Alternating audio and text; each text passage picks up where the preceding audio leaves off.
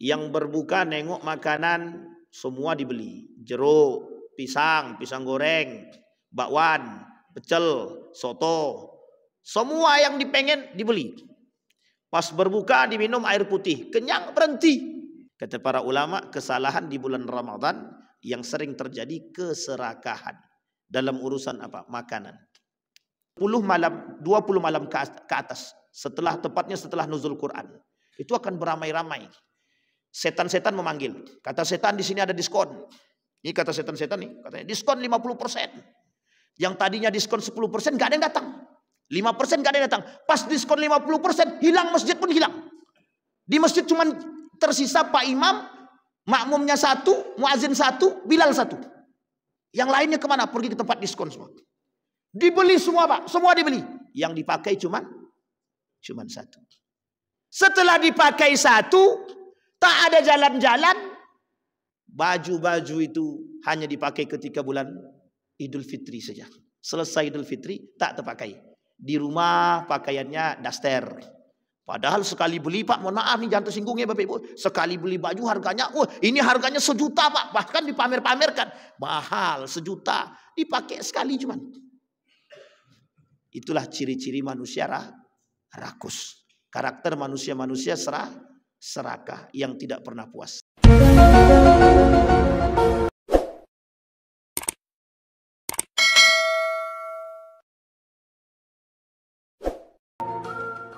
Bismillahirrahmanirrahim. Assalamualaikum warahmatullahi wabarakatuh.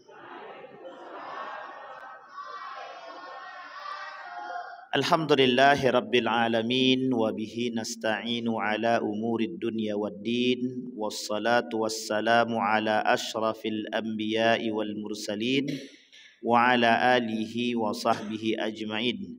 Allahumma salli wa sallim wa barik ala hadzal nabiyil karim. Allahumma salli ala Muhammad wa ala ali Muhammad fil alamin innaka Hamidum Majid.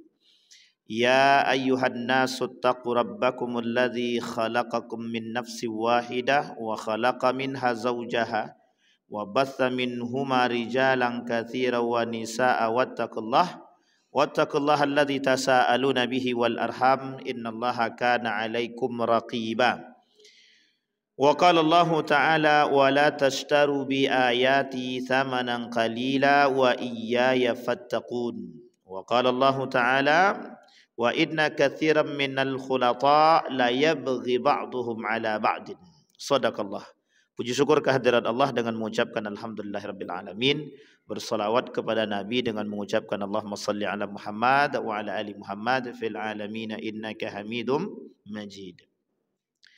Allah berfirman dalam surat Luqman ayat 20, kata Allah, alam tarau anna Allah sakhkhara lakum ma fis samawati wa ma fil ard wa asbagha alaikum ni'amahu zahiran wa batinah wa minan nasi may yujadilu fillahi bighairi ilmin wala hudaw wala kitabim munir.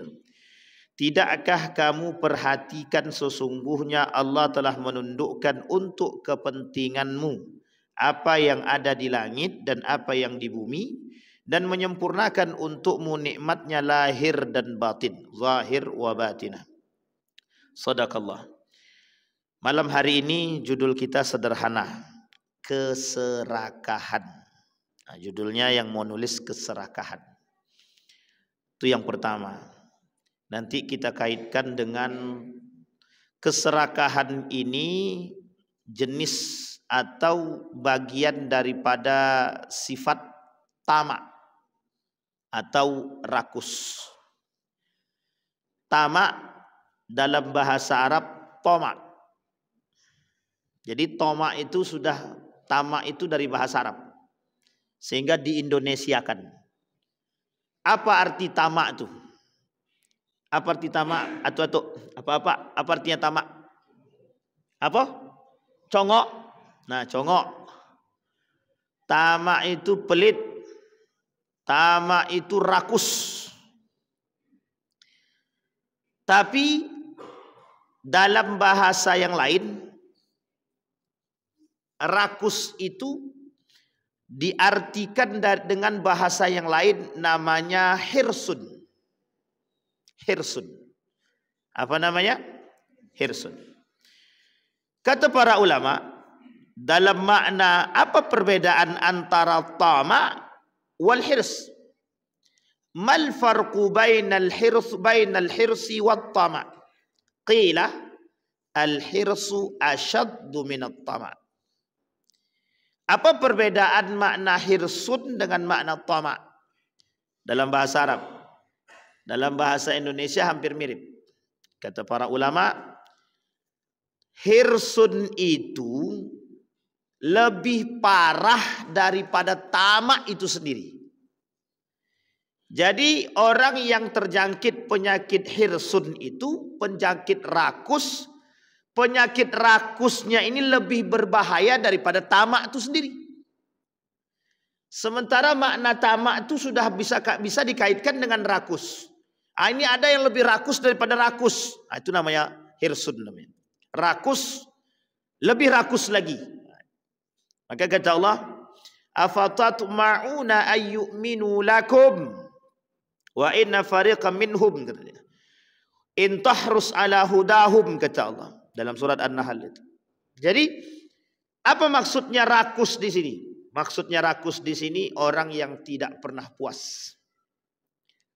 Jadi tidak ada qanaah, tidak ada rasa puas. Ini kalau dikaji lebih luas enak nih, tapi agak sensitif juga kan gitu. Misal ini saya kasih ilustrasi buat Bapak Ibu. 968 triliun gitu kan. Itu kan korupsi Pertamina gitu. Di bawahnya kan ada klasmen tuh. Jadi ada klasmen tertinggi sampai klasmen terbawah gitu. Untuk korupsi ini. Jadi klasmen tertinggi itu 968 triliun. Di bawahnya itu 1 triliun. Ini menyusul pula lagi apa namanya yang terbaru ini? Apa? PLN. Kasus PLN sekitar 3 triliunan kasusnya. Coba Bapak Ibu kita bayangkan sama-sama ya. 1 T itu bisa menghidupkan berapa orang?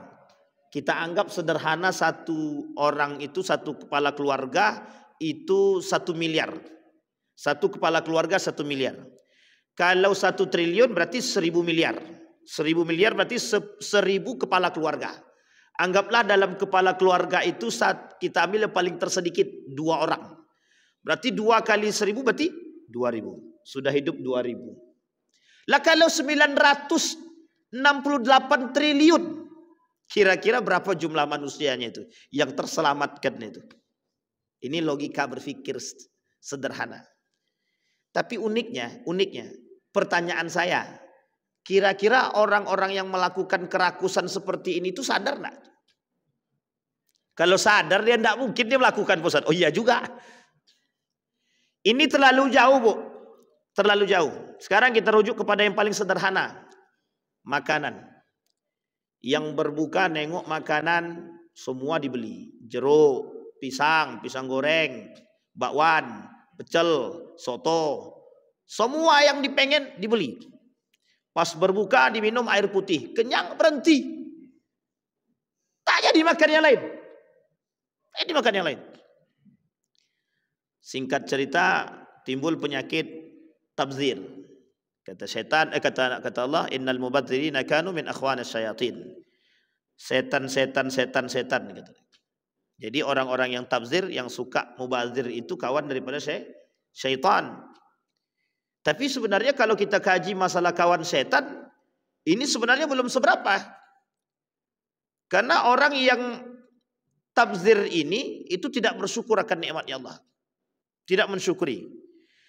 Orang yang terjerumus dalam tabiat atau kebiasaan tabzir, orang yang terjerumus dalam perbuatan-perbuatan yang biasa tabzir, maka dia terjerumus dalam orang yang kufur akan nikmat Allah. Kalau diurut lagi, kalau orang yang kufur seperti ini akan nikmat Allah ini, kalau dikaji lagi, ini bisa membatalkan syahadat.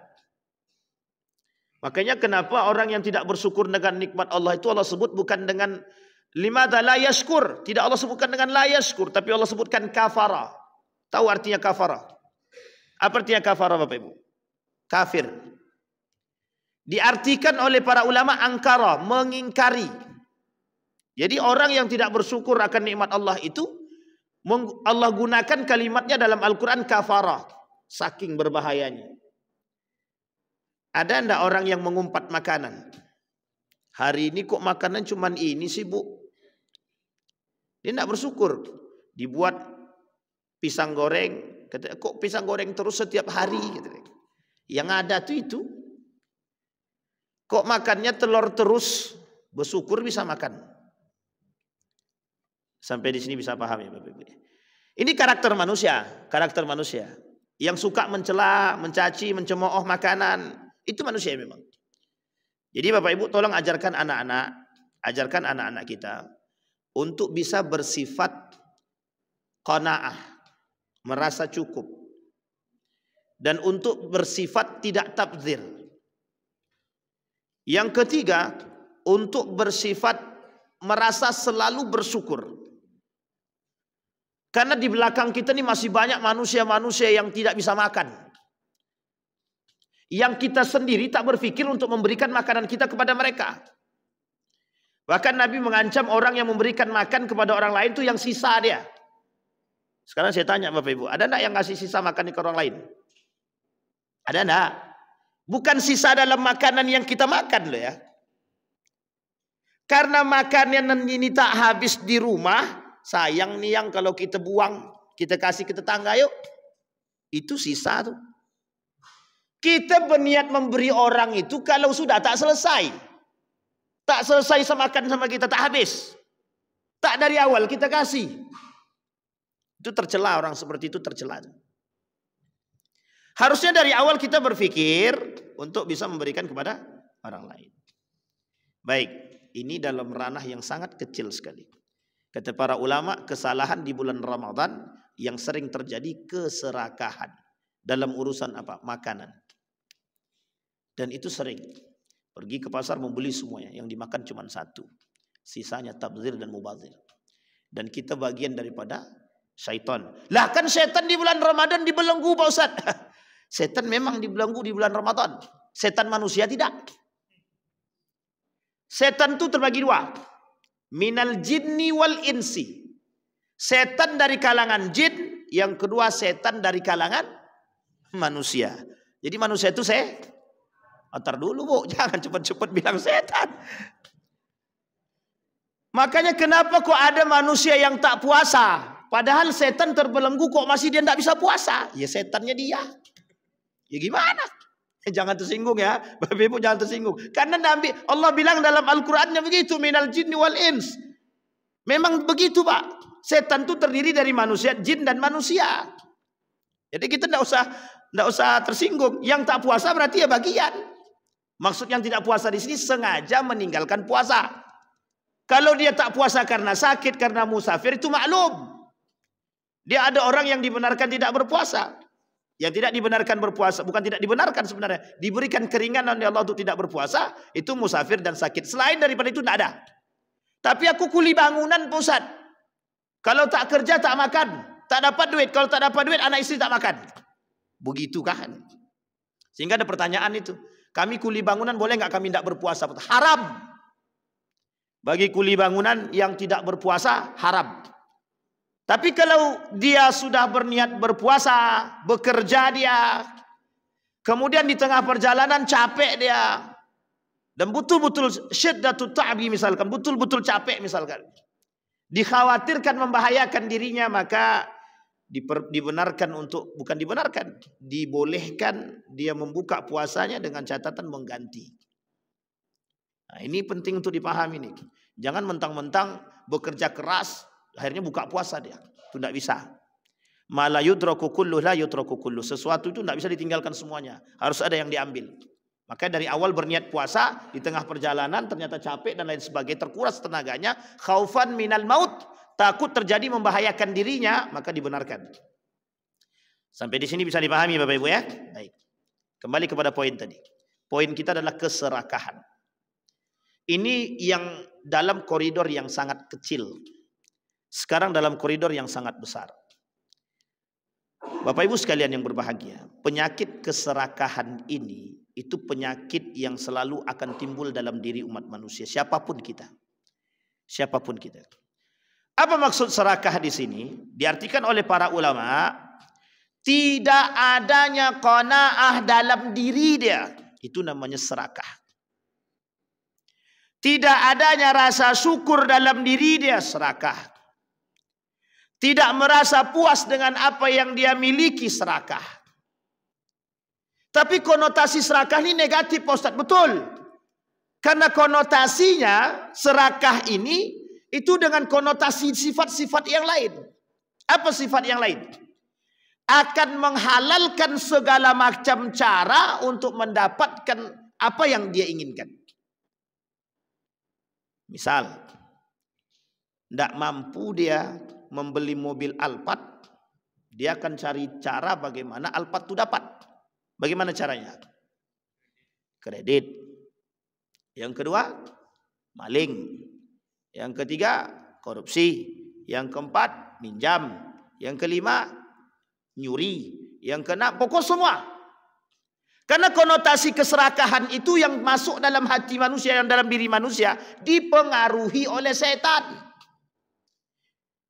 Kau ni orang besar, masa mobilmu Agya? Itu bisikan siapa?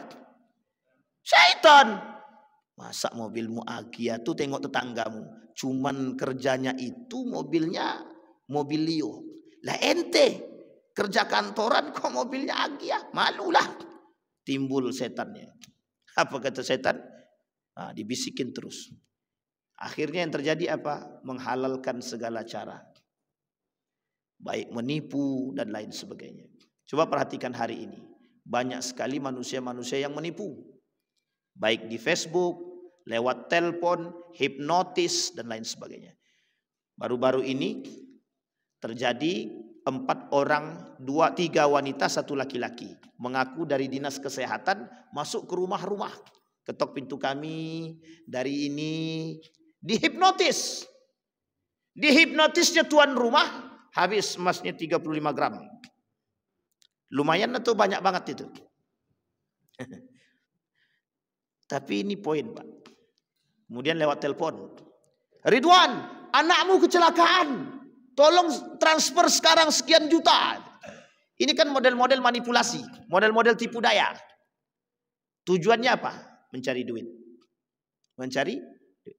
Jadi sekarang ini apapun akan mereka lakukan, yang penting bisa menghasilkan uang. Dan uniknya lagi, para pembesar-pembesar yang koruptor itu mengatasnamakan rakyat demi kepentingan. Maka kata Nabi dalam hadisnya begini. Bukan kata Nabi, kata Hasan Al-Basri itu, yang paling banyak, yang paling keras menyesalnya di akhir zaman itu, kata Imam Hasan Al-Basri, seorang pemimpin atau penguasa yang diberikan kekuasaan kepada mereka gunakan untuk menyakiti rakyatnya, atau mereka dasarkan atas dasar rakyatnya, tapi untuk memenuhi perutnya. Bapak Ibu perhatikan kalimatnya, kata Nabi. Orang seperti ini, kelak perut mereka ini akan diisi dari limbah-limbah itu. Jadi mengalirnya api seperti yang di larva ya, bukan larva, apa namanya? Lahar, larva pula. Lahar api neraka itu diambil, Pak, pakai tempat, dimasukkan ke dalam perutnya. Terus hancur perutnya, terus begitu, balik lagi, terus. Apa kata Allah dalam Al-Quran? Fi butunihim nara. Dalam perut mereka itu api neraka. Jadi orang yang pernah memakan haknya orang lain dalam bentuk kezaliman, maka mereka di dalam perut mereka tidak ada isinya kecuali api neraka. Diambil, dimasukkan terus. Kalau mau coba ketika gunung meletus itu, kan keluar tuh lahar-lahar panas, ambil lahar tuh masukkan ke dalam mulut. Begitulah rasanya tuh. Tapi besok di neraka lebih parah daripada itu. Itu untuk siapa yang memakan hak orang lain dengan cara kezaliman, seperti yang dilakukan. Maka kita mengutuk perbuatan para koruptor-koruptor ini. Kalau pemerintah tidak bisa, atau pemerintah justru ikut campur, wah ini muskilah ini. Kalau pemerintah tidak bisa menyelesaikan kasus ini. Coba bayangkan, di tengah krisis, semua dipotong Pak. Semua dipotong, potong pangkas atas. Kenapa dipangkas atas? Duitnya dah habis. Coba bayangkan. Nah, sekarang kita tuntut itu. Mereka harus mengembalikan 900 triliun. Itu kalau dikembalikan semua Pak. Kalau dikembalikan semua sangat cukup sekali. Untuk menutupi. Jangankan makan siang gratis. Lebih dari itu pun mungkin bisa. Jadi ini poin penting. Maka ini contoh-contoh keserakahan. Nah, contoh keserakahan ini kata para ulama, orang-orang yang serakah seperti ini selalu dibarengi dalam diri mereka ambisi. Ambisi. Ambisi inilah kemudian yang dibisiki oleh syaitan untuk melakukan sesuatu yang tidak dihalalkan. Sampai Allah mengatakan dalam Al-Quran, ahalla harama wa harrama halal. Nabi bilang dalam hadisnya, ahalla harama wa harrama halal. Mereka orang-orang yang serakah, orang-orang yang rakus, orang-orang yang tamak akan menghalalkan yang haram dan mengharamkan yang halal. Dan itu kata Nabi di akhir zaman karakter manusia kelak di akhir zaman. Jadi karakter-karakter manusia di akhir zaman itu. Maka Bapak Ibu sekalian yang berbahagia, bulan suci Ramadan ini itu bulannya bulan Sahrut Tarbiyah, bulan pendidikan. Yang dididik apa? Karakter. Kata para ulama, Ramadan itu bukan pendidikan, bukan mendidik mulut, bukan mendidik lapar, bukan mendidik haus, bukan. Tapi mendidik tangan kita, mendidik mata, mendidik semua yang dididik. Mulut terutama dididik untuk tidak memakan yang haram. Sebagian ulama bilang begini, kenapa puasa Ramadan itu 30 hari? Karena untuk membersihkan daripada makanan yang haram yang ada di dalam perut minimal butuh waktu 30 hari. Jadi Pak, orang yang makan yang haram untuk membersihkan perutnya itu dari makanan-makanan yang haram minimal 30 hari. Minimal 30 hari. Maka Nabi Adam itu ketika makan buah khuldi itu dapat ganjaran diturunkan ke bumi, itu berpuasa untuk disuruh membersihkan perutnya selama 30 hari. Ini kemudian oleh para sebagian pandangan dikatakan ini menjadi simbol puasa Ramadan. Kalau satu makanan yang haram butuh waktu 30 hari untuk membersihkan perut, kalau yang dimakan yang haram setiap hari, sampai di sini paham ya? Maka Bapak Ibu sekalian yang berbahagia, pendidikan terbaik di bulan suci Ramadan itu bagaimana kita menyaring yang kita makan itu yang halal bukan yang haram. Bagaimana tangan kita ini bisa mengambil yang halal bukan yang haram. Bahkan diancam sangat sama Nabi, orang yang memakan makanan yang haram sama sekali doanya nggak akan mustajab. Tidak akan diterima. Anna yustajabalah. Tidak dijawab sama Allah. Makanannya haram, minumnya haram. Tidak Allah jawab. Jangankan yang haram, yang subhat saja yang kita makan. Kata Ibnul Qayyim Al-Jauziyah itu yang subhat mengantarkan kepada yang haram. Jadi kita yang subhat kita makan, yang subhat saja bukan yang haram. Yang subhat saja. Yang subhat, yang tidak ada hukumnya, yang tak jelas hukumnya kita makan jadi haram. Apalagi yang sudah zahir-zahir haram. Masih kita makan. Tapi kan Ustaz itu makanannya halal hanya saja caranya yang haram sama. Dia yang penting itu. Bukan persoalan makan haramnya saja. Cara mendapatkannya halal atau haram. Kalau cara mendapatkannya dengan cara yang haram, yang kita makan haram, maka hasil mencuri haram apa tidak? Hasil berzina haram apa tidak? Yang sesuatu yang dihasilkan dari yang haram menghasilkan yang haram. Maka jangan salah Bapak Ibu. Ini mohon maaf jangan tersinggung ya Bapak Ibu ya. Kalau ada rumah tangga yang kerjaannya berantem terus, karakter anaknya nggak benar, perhatikan tuh makanannya ada yang haram enggak? Bisa jadi ada makanan yang haram yang dia makan. Makanan yang haram yang dimakan tidak akan mampu membentuk karakter yang baik. Tidak akan mampu. Karena yang baik dan yang buruk tidak akan pernah bercampur. Ibarat minyak dengan air. Selalu terpisah. Maka sesuatu yang haram yang masuk ke dalam perut, maka yang menjadikan badan kita ni haram. Kalau halal yang masuk, tidak mungkin lidah ini mencaci. Sampai di sini paham ya Bapak Ibu ya? Ramadan tujuannya itu. Mana yang kau makan yang haram, keluar. Ini Ramadan, ini suci. Semua orang berniat Pak untuk mendapatkan keberkahan Ramadan. Yang tadinya suka mencuri saja, di bulan Ramadan tobat dia mencuri. Nanti saya sambung setelah Ramadan, kata dia. Misal, kenapa dia takut Pak? Saking tahu dia keberkahan Ramadan, pezina, para mohon maaf orang PSK itu, ketika bulan suci Ramadan kami tutup, nanti buka setelah Ramadan. Coba bayangkan, berarti saking menghargainya Ramadan kan.